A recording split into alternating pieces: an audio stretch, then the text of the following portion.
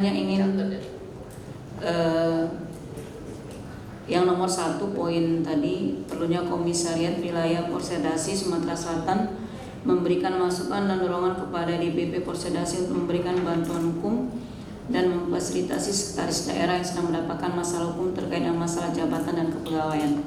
Yang ingin saya tanyakan, benar kata Pak Sekda Muarem tadi, kebetulan basic saya seorang jaksa Pak, memang jabatan sekda itu saya rasakan memang nyerempet ke masalah politik ya Pak ya.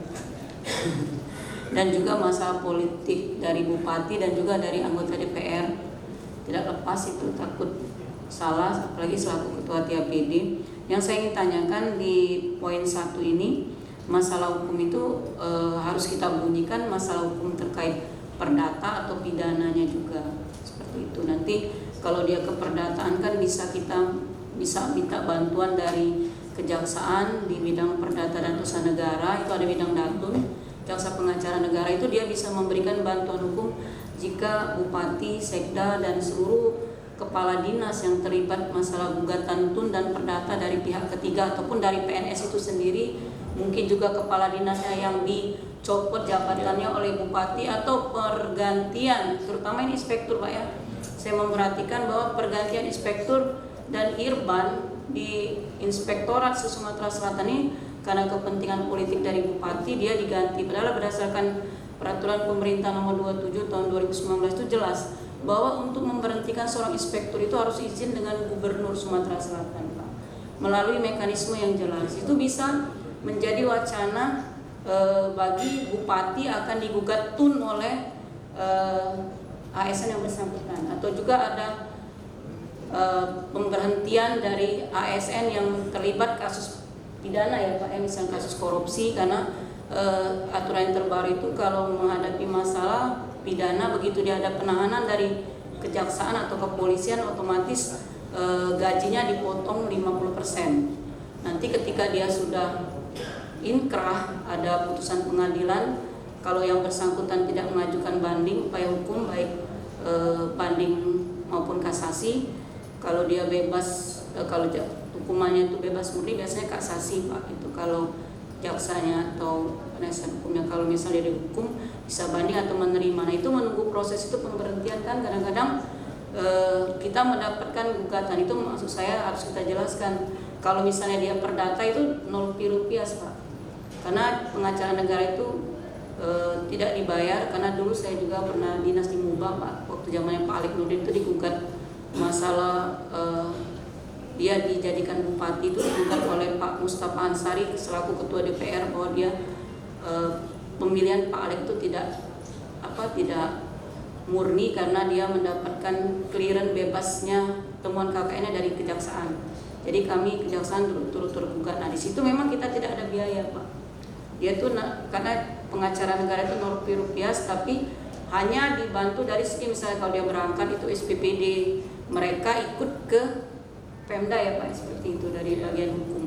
Nah itu harus kita perjelas Pak, nomor 1 ini untuk kasus pidana itu otomatis kejaksaan tidak bisa Pak mendampingi. Jadi memang benar murni kita harus punya biaya, itu tadi mengundang pengacara itu pakai biaya Pak, biayanya per tingkat itu biasanya. Setahu saya pengacara itu dibayar tingkat 1 tuh pengadilan negeri, tingkat 2 tuh banding di PT, dan tingkat Mahkamah Agungnya itu biayanya beda-beda. Kecuali kita sudah ikat dari awal bahwa kontrak kita dengan pengacara itu dibayar mulai dari pemeriksaan awal sampai dengan Mahkamah Agung seperti itu. Jadi memang benar kalau memang kita memang membeli perlindungan kepada sekda itu sendiri ya memang harus ada biaya. Kalau 10 juta tadi tidak cukup Pak, karena berproses di hukum itu mahal, apalagi kalau pengacara mahal seperti kelas yang dipakai selebritis itu lebih lagi. Di Palembang aja sudah seperti itu.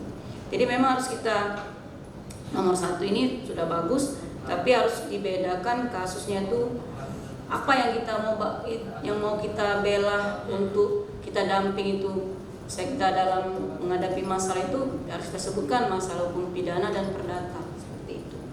Jadi harus dibunyikan benar masalahnya. Mungkin ya bagaimanapun kan seseorang itu tidak boleh dianggap bersalah sampai dengan ada putusan pengadilan. Itu presumption of innocence di KUHP itu sudah jelas bahwa selagi belum ada putusan ingkrah dari pengadilan, upaya hukum terakhir, itu seorang itu tidak boleh dianggap bersalah. Makanya itu biayanya besar memang seperti itu.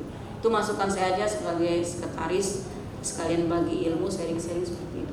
Kalau yang lain-lain saya mendukung yang tapi harus dibedakan itu tadi, yang mana dia sebagai tadi nomor 2 sebagai motor penggerak dan sebagai lokomotif itu tetap beda Pak. Meaningnya seperti apa memang harus disinkronkan. Saya rasa itu aja Pak Ketua masukan dari saya.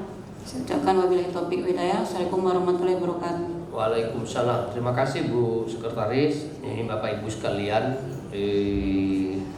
yang poin 1 ini memang harus ada kejelasan, karena kan kita terkait dengan kalau terjadi tindak pidana, terutama tindak pidana merugikan negara, itu sudah ada aturan yang jelas bahwa uang APBD tidak bisa digunakan untuk membiayai pendampingan seperti yang jelas. Nah, sementara iuran proses dasi ini kan berasal dari uang APBD, harus kita hati-hati. Tapi kalau di luar korupsi, saya sependapat. Artinya kalau tindak pidana yang dikenakan kepada sekretaris daerah itu karena kebijakan dia selaku sekretaris daerah, itu menurut saya sependapat untuk didampingi. Artinya didampingi dari sisi proses dasinya, kemudian didampingi dari sisi pemerintahannya. Dari sisi pemerintahannya nanti kita akan bersurat ke kejaksaan ya Bu. Tapi dari sisi organisasi kita sendiri memang harus. Dan ini merupakan usulan kita kepada DPP sebagai masukan, karena kita diwajibkan untuk memberikan masukan. Nanti Pak Kepala Sekretariat ini dibicarakan lagi terkait jangan sampai dia menyentuh ke wilayah yang pidana korupsinya. Kalau pidana perdata sama pidana lain terkait, apalagi pidana kepegawaian, tun dan lain sebagainya, saya rasa bisa. Artinya nanti kita kembalikan. Saya rasa itu yang poin 1. Ada lagi yang poin 1 nih, silakan Pak Wakil Ketua. Baik, terima kasih kesempatan kepada kami. Yang pertama barangkali sebagai masukan, kita sepakati saja bahwa untuk memberikan bantuan hukum perdata. Jadi bantuan hukum perdata. Jadi kalau pidana ya tidak, artinya pribadi. Jadi perdata itu adalah sebagai birokrasi. Artinya sudah birokrasi. Mungkin kebijakan yang kita berikan, kemudian penetapan yang kita lakukan di luar kemampuan kita untuk mengkajinya sehingga bermasalah hukum, maka mungkin ini ada rekomendasi dari proses dasi untuk memberikan bantuan hukum. Jadi maksud kami untuk memberikan bantuan hukum perdata dan memfasilitasi sekretaris daerah yang sedang mendapat masalah hukum dalam menjalankan tugas. Jadi memberikan bantuan hukum dan memfasilitasi sekretaris daerah yang sedang mendapat masalah hukum perdata terkait dengan masalah tata usaha negara dan tata usaha negara terkait dengan masalah jabatan dan atau status kepegawaiannya. Begitu jelas. Ya. Artinya di sini adalah pribadinya jabatan sekretaris daerah dalam menjalankan tugas, baik itu terkait kepegawaian secara umum di kabupaten itu atau tidak. Itu mungkin saran daripada kami, kalau mau sependapat mungkin seperti itu. Kemudian selanjutnya, kalau sekretaris daerah kabupaten kota, karena ini adalah forum kita, lembaga kita yang kita buat kelembagaan, jadi tidak bisa kita buatkan mungkin sekretaris daerah kabupaten kota harus menjadi motor penggerak. Artinya proses dasi. Nah, kalau sudah proses dasi di dalam kita mengatakan itu berarti seluruh kita ada 17 kabupaten kota. Jadi proses dasi forum sekretaris daerah khususnya Provinsi Sumatera Selatan harus menjadi motor penggerak. Jadi kita menjadi motor penggerak dalam hal ini adalah secara forum sekretaris daerahnya.